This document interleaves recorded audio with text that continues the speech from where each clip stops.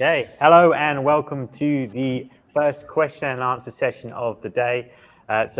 We have two of these today. So this is your chance to get all of your questions answered.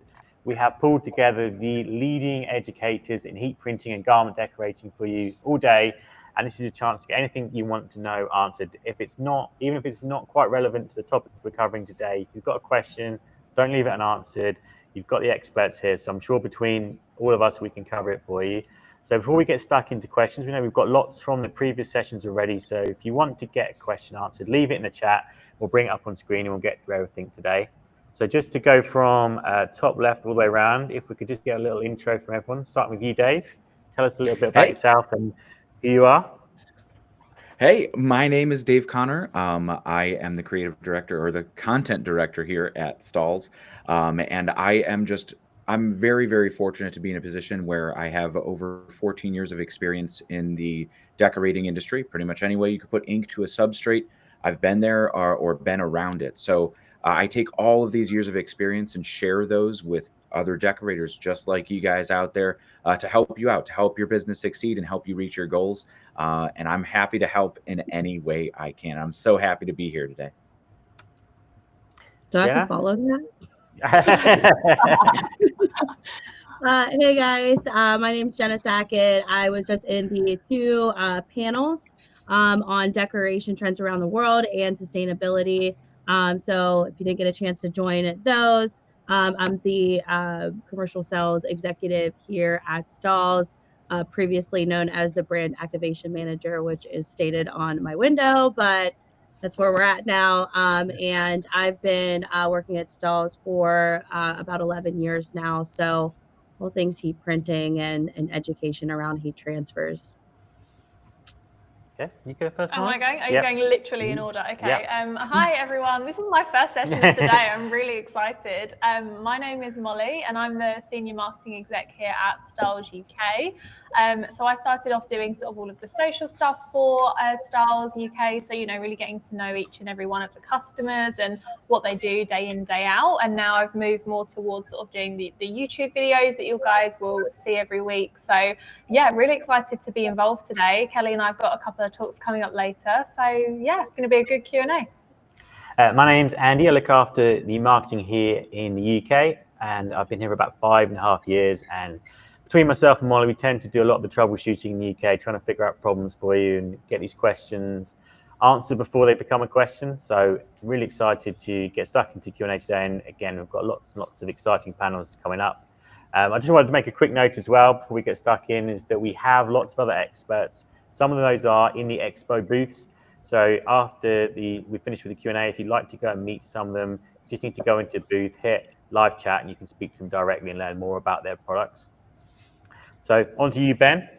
Cool. Hey guys, my name's Ben Carroll. I'm Managing Director of Velflex down in Australia. We've been doing heat transfer, heat printing for 17 years. So straight out of uni, and it's sort of been life investing.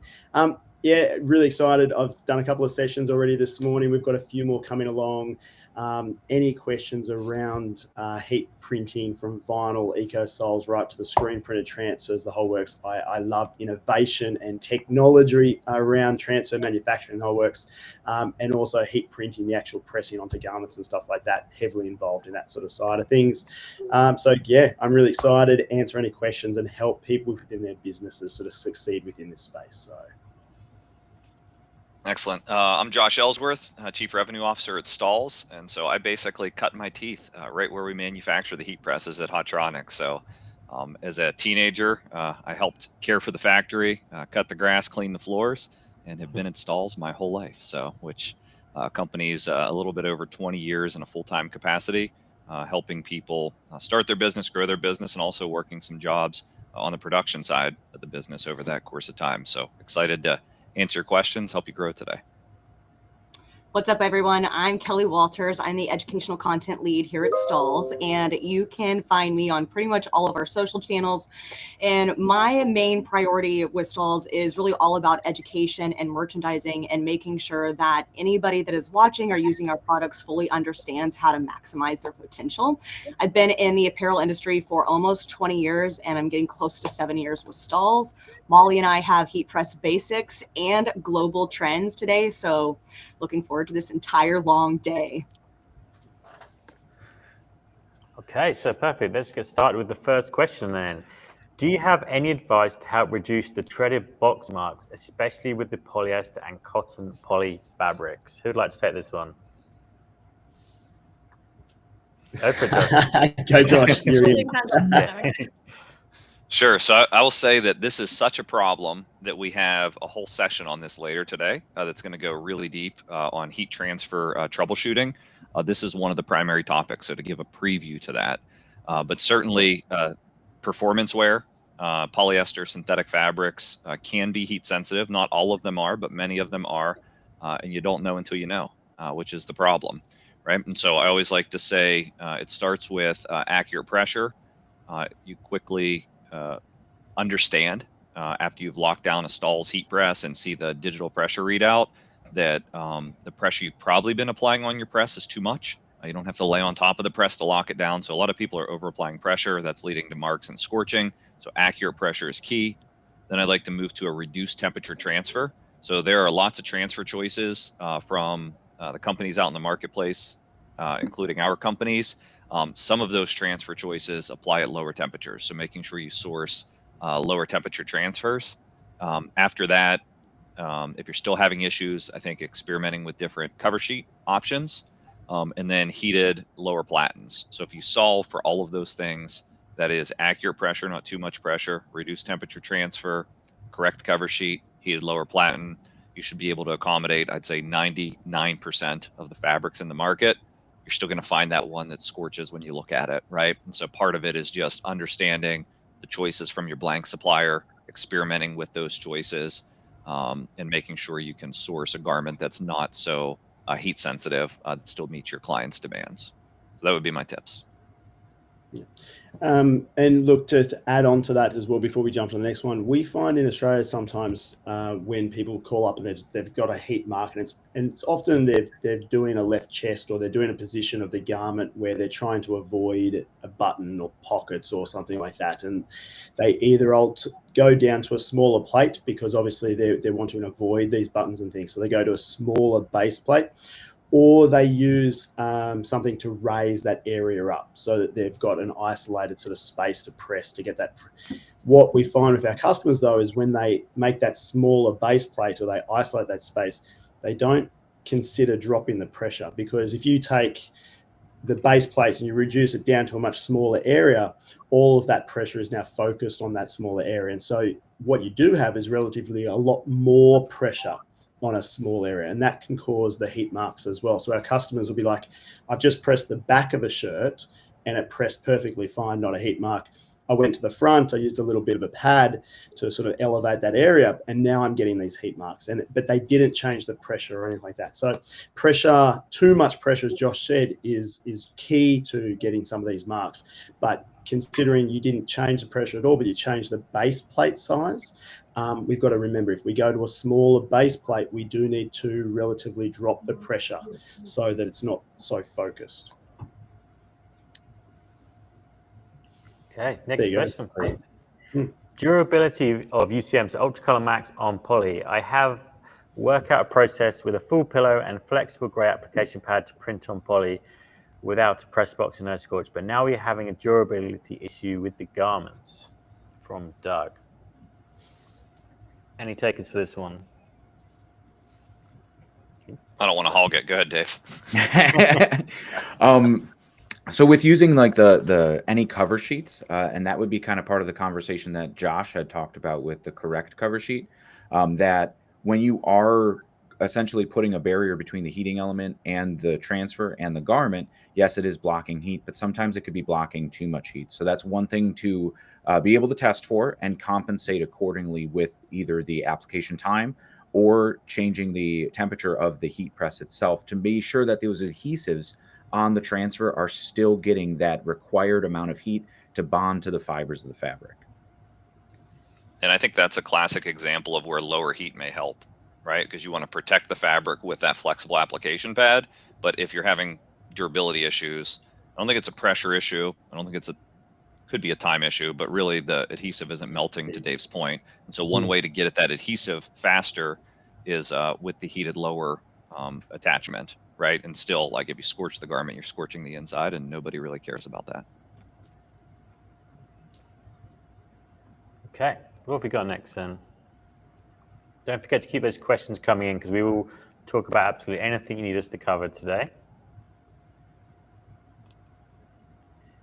Okay, you went on about patches at the start of the show.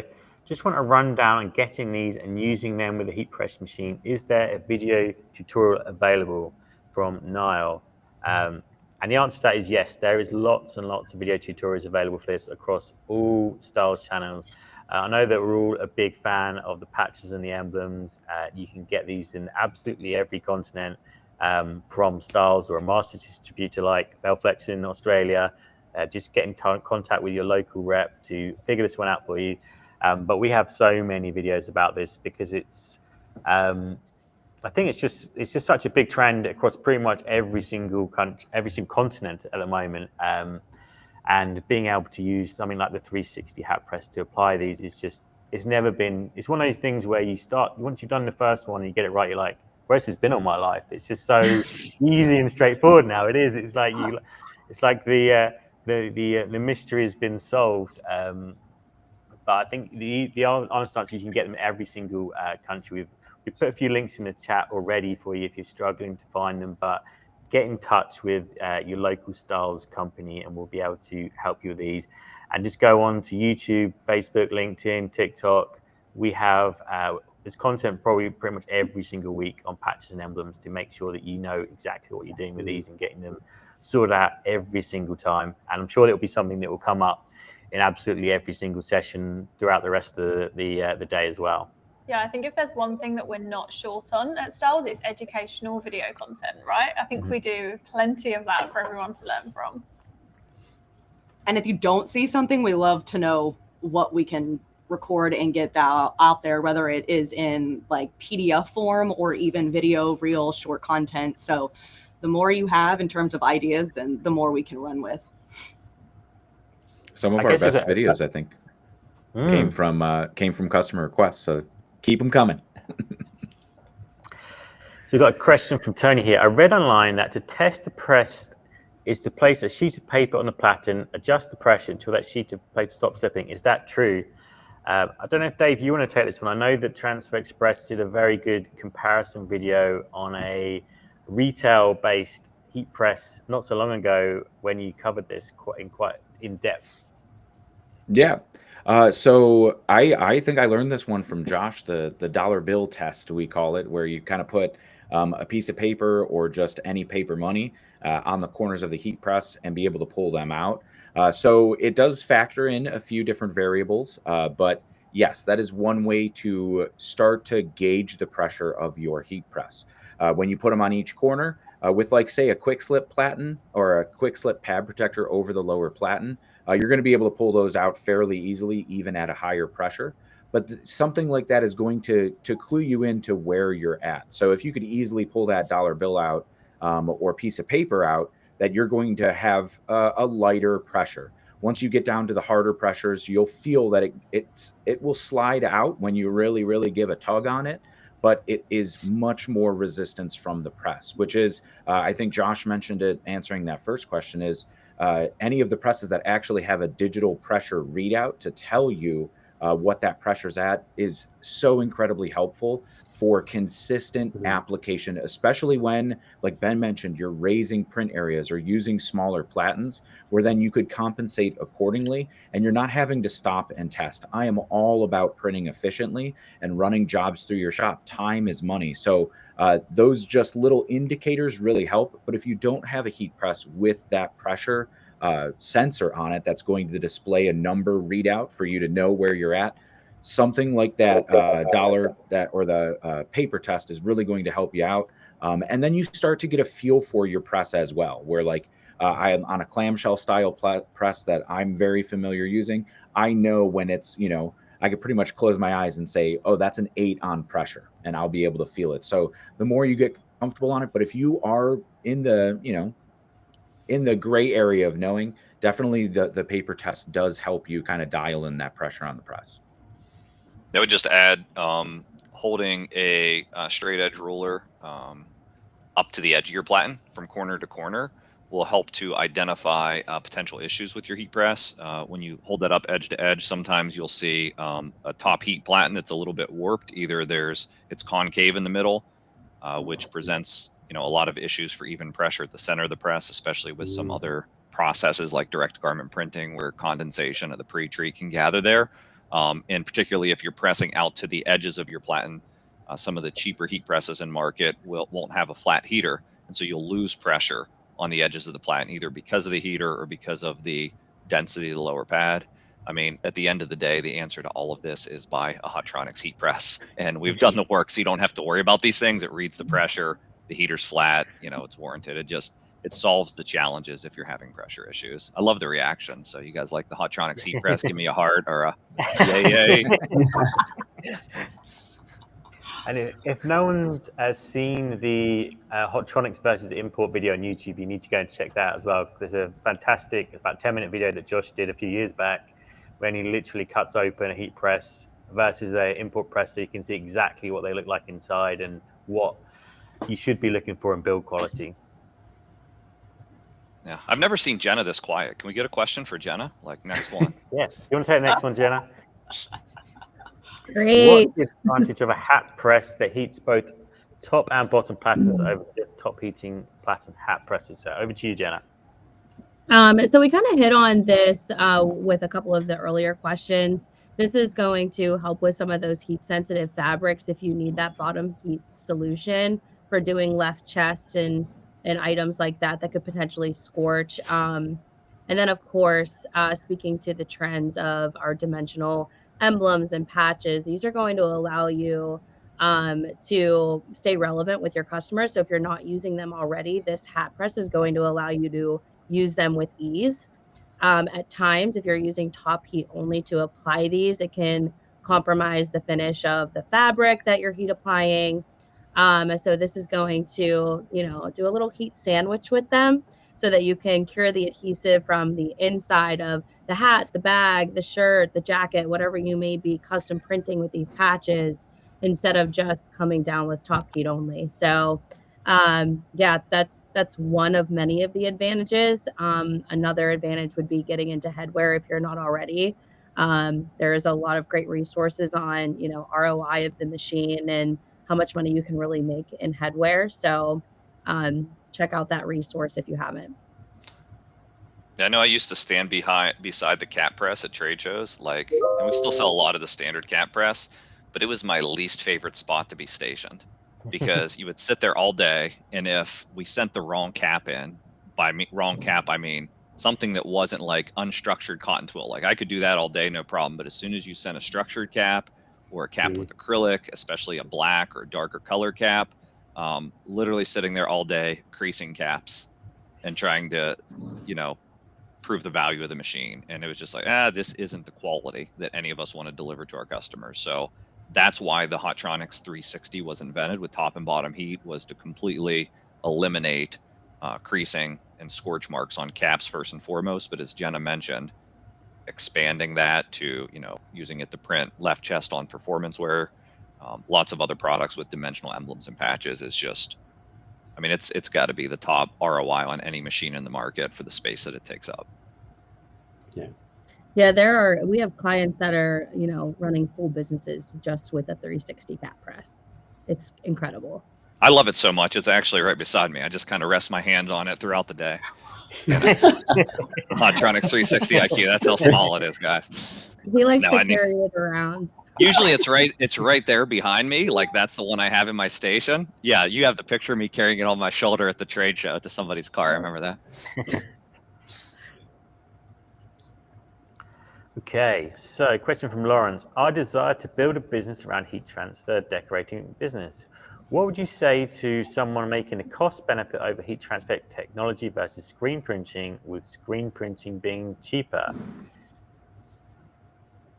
Any takers for this one? Oh, look, Screen printing is near and dear to my heart, but I don't want to hog any questions either. Dave, you go. Dave, you do it, man. All right, we'll trade this one around. I would say for screen printing being cheaper, I am going to have to argue that. Now, when you talk about the actual cost of garment, but if you're talking about initial startup costs, you said you're starting a business, you have to think about screens, inks, emulsions, dark rooms, exposure units. Now you're talking about dryers and flash units if you want to get the same quality.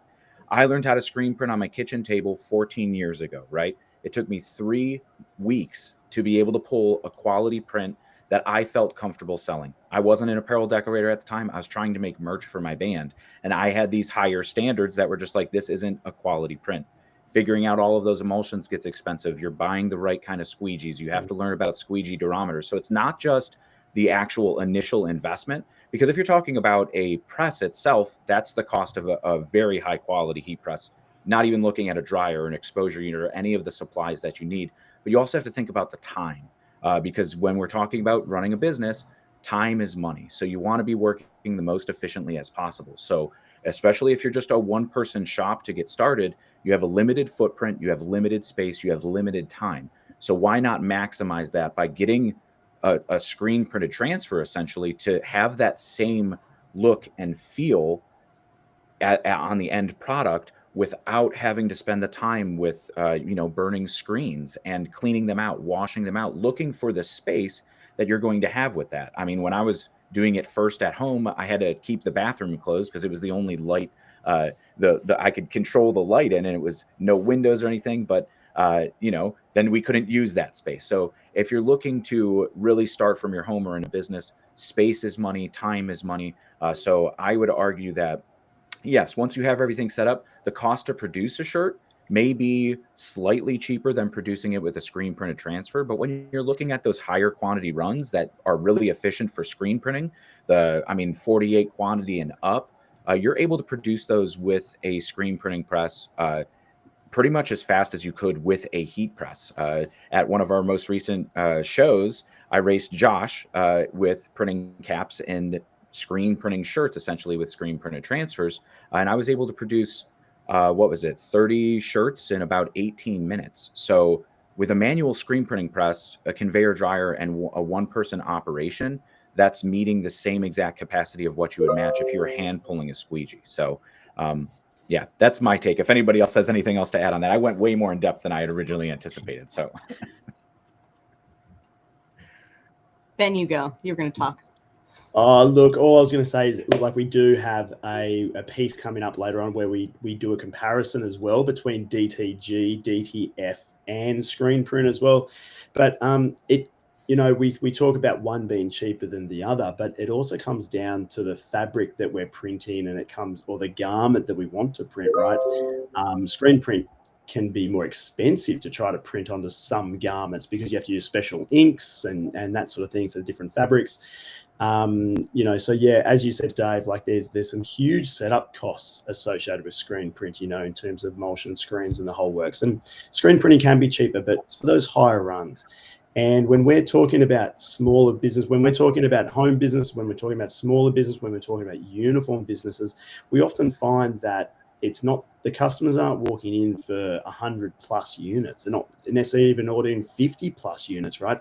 It's 20 units, it's 25 units, it's 30 units. The market's slightly shifting towards more smaller orders more regularly, or more customization around their orders and that sort of thing. So certainly screen printing is a brilliant process and technology, but I feel with transfer, it's more suited to what consumers are buying these days in terms of their buying habits, the type of artwork that they're providing, that sort of thing.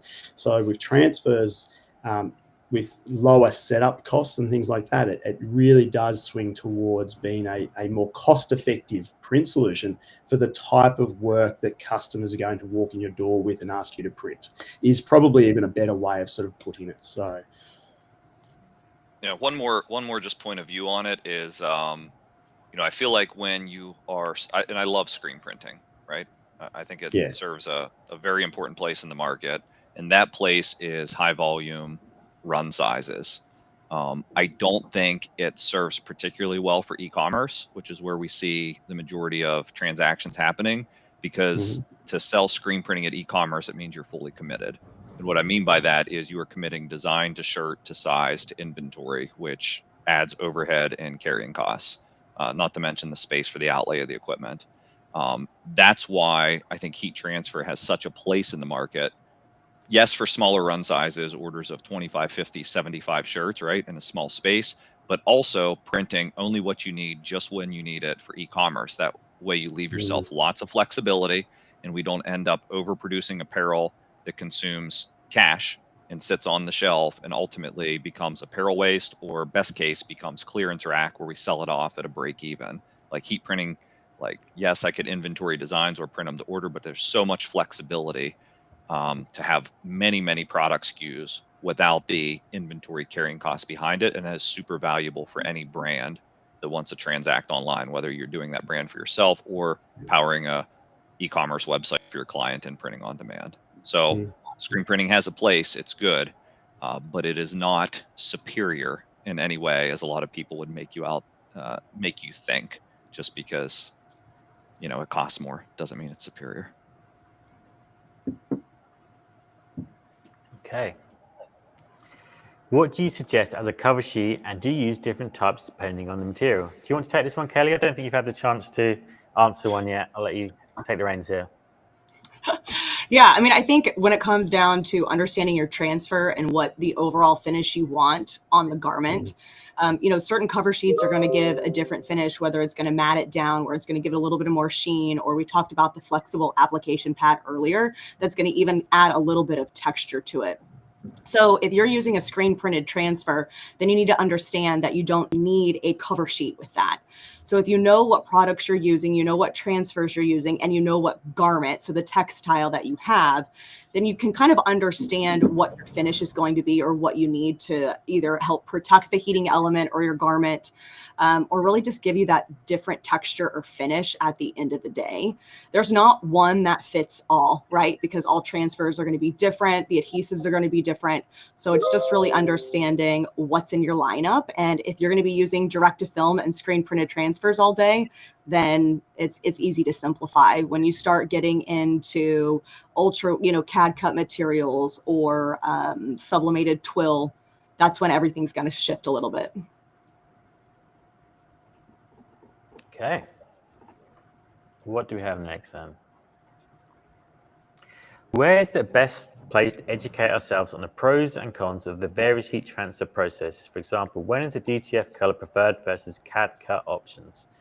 I'll take this one because it's a very simple answer, and it's in a couple of hours' time. Myself and Dave are going to be covering what to use when, and we're also going to be covering different fabric types later on. But we have a fantastic graphic that is going to break down. You can take home, print off.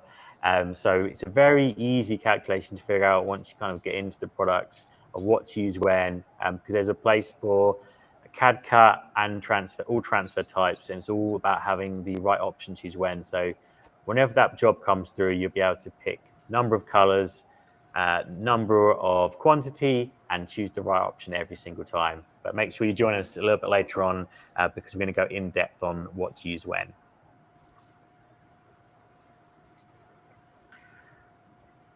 Okay, question about longevity with the top and bottom for the 360 hat press from Tyler.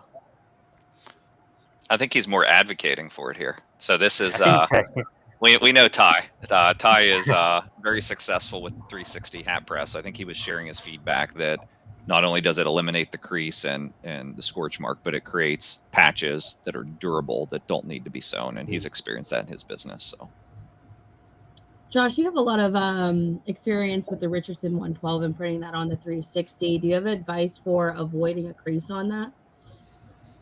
Yeah, it's all about the technique, right? So actually, funny enough, we just did a massive expansion at our Hotronics heat press facility. So I was taking a new employee through it yesterday, and I'm walking through the tech support department, where we have live US support. And on a computer screen, as I'm walking by, I see a Richardson 112 cap. One of our technicians is on his headset talking, and there is a nasty fold in the middle. Or it wasn't really a crease. It was like that fold at that center seam on the 6-panel cap. We've all seen it before, and customers have experienced it. So, and the customer was using the 360 hat press. And so he's like, what gives? You told me I could do these without damaging them and creasing them. So you have the right tool, but there is a right technique as well. So for those that don't know the Richardson 112, it's a 6-panel cap. I have a version of it back here. It's a 6-panel cap. It's really low crown, low profile. And so when you load that onto the press for the first time with the sweatband out, like if you push down on the top of the cap, on the face of the cap, there's a gap, and that gap is probably, I don't know, 3/8 of an inch thick, right? And so if I just place my transfer and lock it down without doing any work to the cap, it's going to damage it. And that's what decorators experience. So what you do is you load that cap, just like I stated, and you just touch the top heater against it to warm it, right? That fused buckram, which is the structure part of the cap, warms up and gets a little bit more supple. And then you can take your hands and you can press it down with some pressure. You can be aggressive with it. And you're basically forming that fused buckram to the shape of that heated lower platen, right? So it's warm on top, it's heating from the bottom. We're conforming that with a couple aggressive rubs with our thumbs. And there's a technique in a video that helps with it, but that's basically how it works. And then when you press and feel it, you should feel maybe a 1/16 of an inch of at the most gap. And at that point, you're ready to place your logo and press it, and you will not experience any damage to the cap. I've pressed hundreds of Richardson caps. I have customers that have pressed tens of thousands, and you can be successful with that technique. Yeah, cool. Okay, is Hotronics working on coming out with different size tag-along platens to accommodate different sizes of shirts? From Mike Nichols. Anyone have the inside scoop on this one? Yes, this is an inside joke at this point, which is why everybody on the screen started laughing. We'll let you guys in on our US joke here. So we were giving a class in Fort Worth, and Kathy, who's on the line, made another comment. I think she said we just need 4,998 more people to ask for a youth size tag-along platen. 97 now. Or whatever it is, 97 now. Yeah. So feedback has been taken to Hotronics and the team at Livingston Systems that is in partnership with us and engineered that platen for a youth-sized tag-along platen. So yes, there are plans to at least have a youth-sized, and we'll be sharing more on that soon from the team at Hotronics. I guess, Ben, are you familiar with the tag-along platen and can give the viewership like a high-level view of what it does so people aren't left behind on this? Yeah, for sure. So it's obviously like a 16/20 size sort of plate, but it's shaped at the top. It's been shaped specifically so that there's a neck structure to it, right? So if you were feeding a shirt on it, it obviously centers it the whole works. But it's got a special. It'd be great if you had a picture, but it's got a area at the. It's got an area at the tag there. We got one in the background. Where the inside tag would go, and you can actually feed the back of the shirt onto the front facing of the plate, so you can press a front print and the inside tag as well. There we go. So that's exactly the tag along plate right there. Now, as far as the tag along plate goes, like obviously pressing the front of the shirt as well as the inside tag, like sizing, label, you're doing 2 presses at once on the inside and the front. That's great. But the tag along is really handy as well for t-shirts and things where you just slide them on because it centers the shirt so quickly, right? So not only is it good for doing the tag, the inside tag, just centering the shirt, sliding on, being able to press. You don't get that neck mark as well because it's obviously got the cutout for that seam around here, so you don't get any pressure points on it. It's a really good plate, especially if you're doing lots of t-shirts. It's really handy.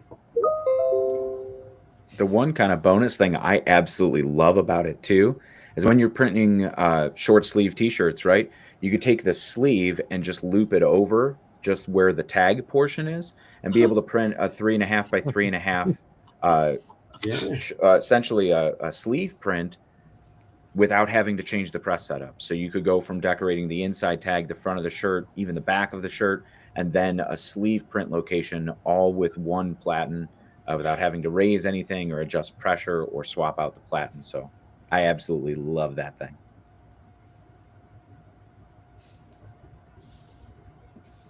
Okay. How do you think DTF will balance itself over the next 5 years when it comes to special effect materials? From Tyler again.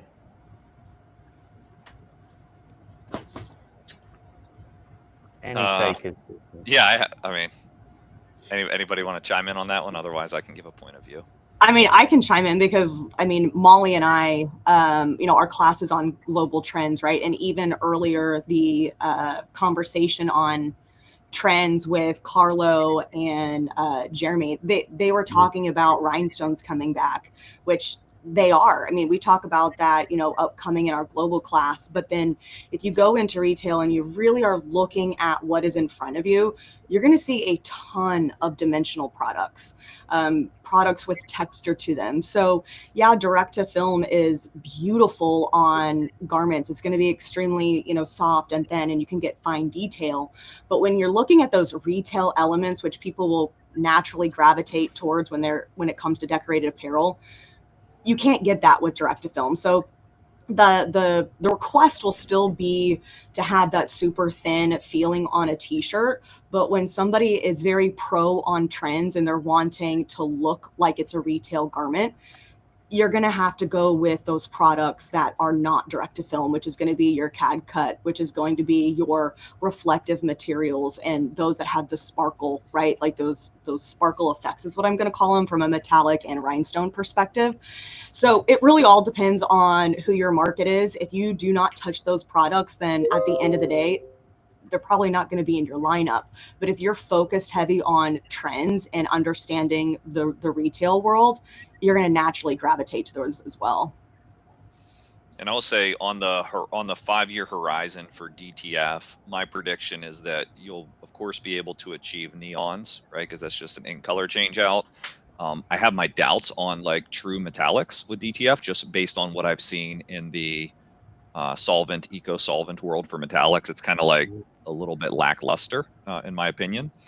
So I don't think you'll achieve metallic straight out of the printer, but I think you'll see DTF technology have different film carriers, which we've already started to develop and see, that can add like a little bit of a glitter sheen or certain sheen to the whole print, but not to a spot, not to just a part of the print. So you could get like a glitter effect over your whole DTF print.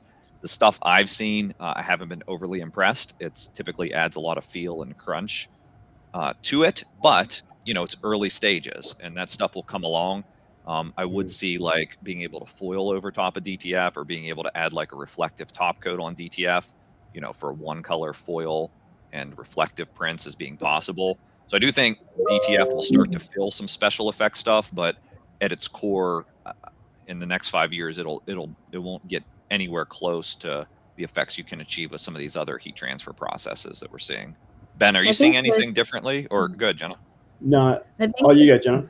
Go ahead, Ben. You got it. Hey.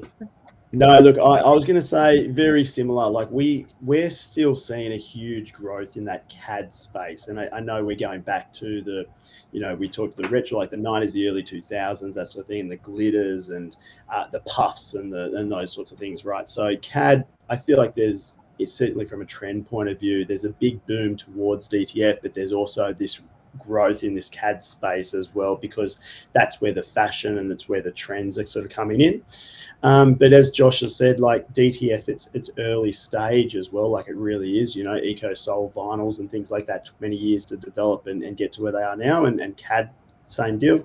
So we'll see some of those things come through with special effects and stuff like that with DTF. And it'll get better and better and better. Yeah, there will be a real balance, I think. You might see certainly a reduction of printed EcoSol transfers, and you might see this.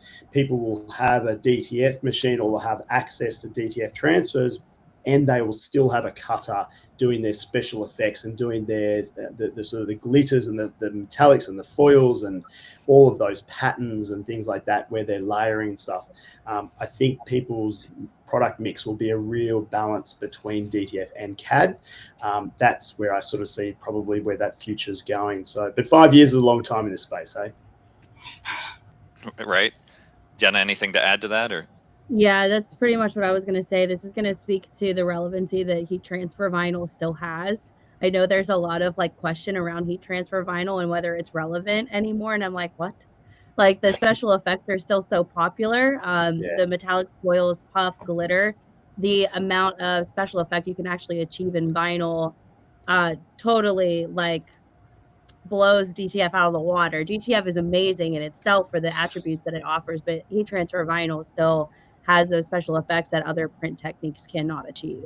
Yeah, So don't believe I the would hype. say- It's all Yeah. clickbait, right? I've seen heat transfer vinyl is dead. It's the same way I saw screen printing is dead. That's just something to lure you in to get you to click. Look, these technologies are going to be around. They're all important to the process for different customer types and uses. So it's exciting though to be able to have the conversation based on this new disruptive technology. Absolutely. I would love to see a dye blocking to stop dye migration come to DTF transfers as well. I think that would be incredibly useful, especially when we're talking about those performance fabrics too. Interesting, Dave. Thanks for that feedback. Okay, so we're down to our last 5 minutes, so get these questions in where you can. Question from Chris. Would you recommend Hotronix AutoClam or Fusion IQ as a first professional press for a small business? So this gets really confusing. Can I ask for like an interesting exercise? I think we have, what do we have? 7 people in front of us. So we're going to do a vote just by raise of hands, and you have to pick one without any explanation on if you were buying the first heat press for your business based on the question. I'm going to have you raise your hand if it would be a Fusion, and then we'll have you raise a hand if it would be the AutoClam. Okay. So out of all of our panelists, if you would buy a Fusion as your first heat press, raise your hand.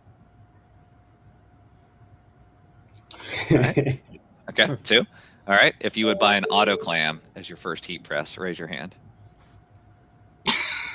Oh, lots of them. Okay, excellent. So What's you kind yours? of get the spirit Josh of that. involved. I would clearly go with the Air Fusion because it has the best of both worlds. That wasn't an option. You said 2, and we had to answer. Well, you see the one I own. It's behind me. It's the AutoClam. So that's what I invested in. That's my own heat press that I own for my side hustle when I had it. So I think the AutoClam, there's a certain simplicity to it. The Fusion certainly has a lot of advantages. At the end of the day is pick one, right? And just get off and get started. Either one's going to serve your business well.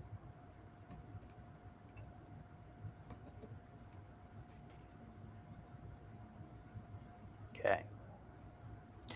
Question about the interchangeable platens. Both my units have a 5mm movement left to right, as it's not a solid lock. This is an issue when using the Stahls laser line system. Is there a solution to this issue? From Snowy Snowden?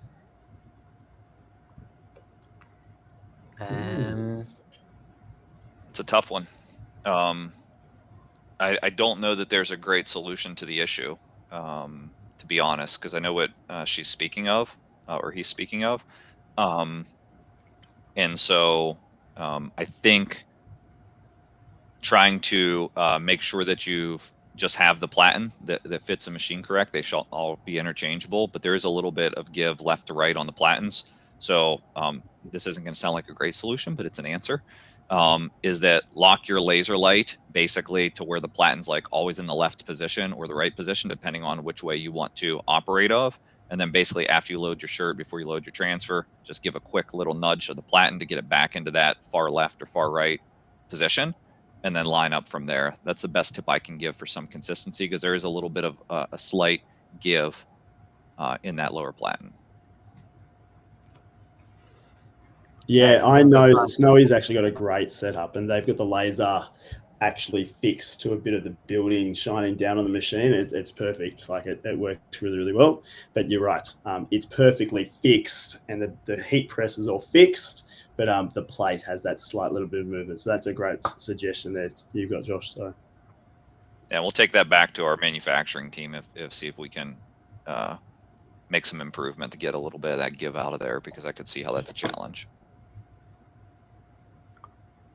Okay, I've got time for one more question, I think, but keep putting the questions in the chat section, because we will cover them in the Q&A session later today. So when do you look into buying the machinery rather than ordering in transfers? Say you only use one type DTF. Are some of the largest companies still offering in the transfers rather than investing in their own? From Gav. Such a good question. There's probably gonna be lots of feedback on this, so let's make sure everybody has a chance to chime in. Who wants to start us off?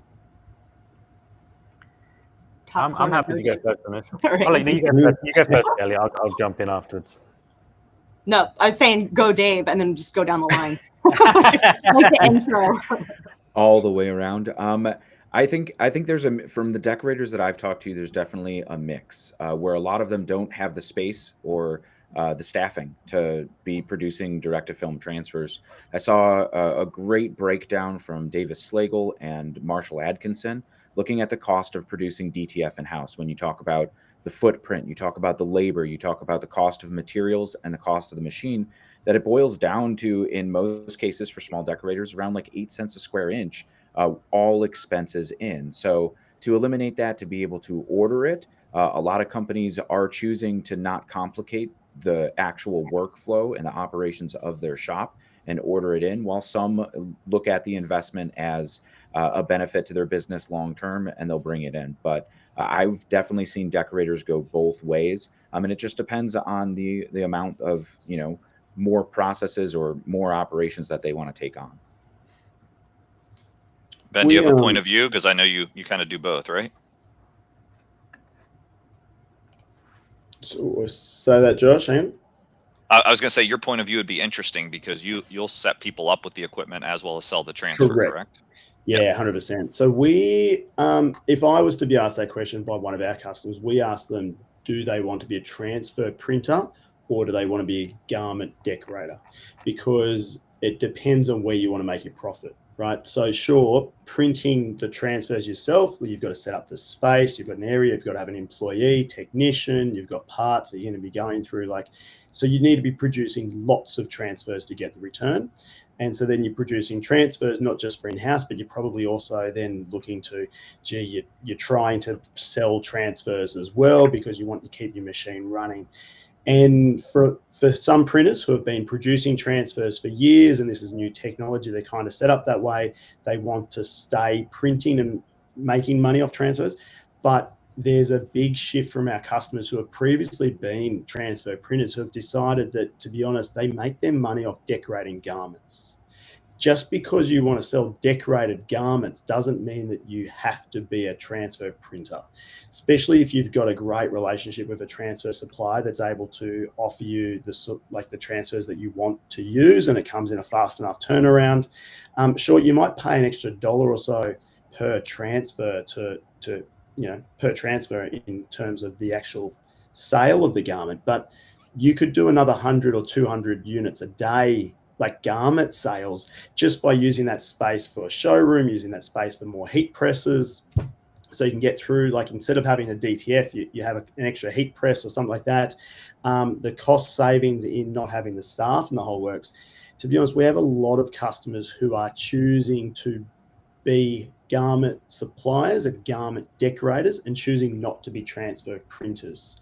And I think that's important for people to distinguish that there is two distinct ways that you can go. And it's okay to be both, but you can actually choose to be just a garment decorator and be very successful, if not more successful.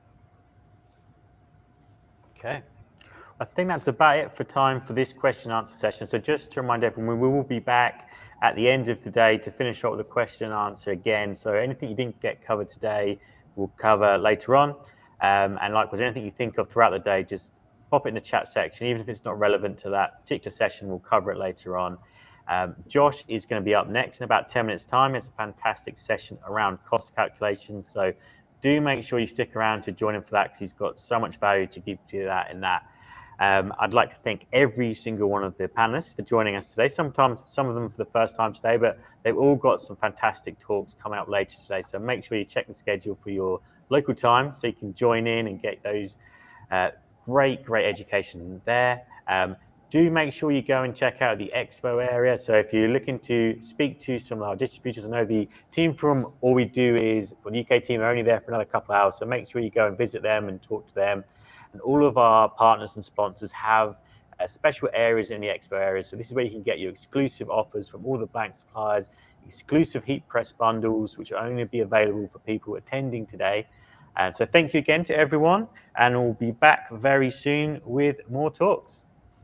Thank you. Cheers, guys. Thank you.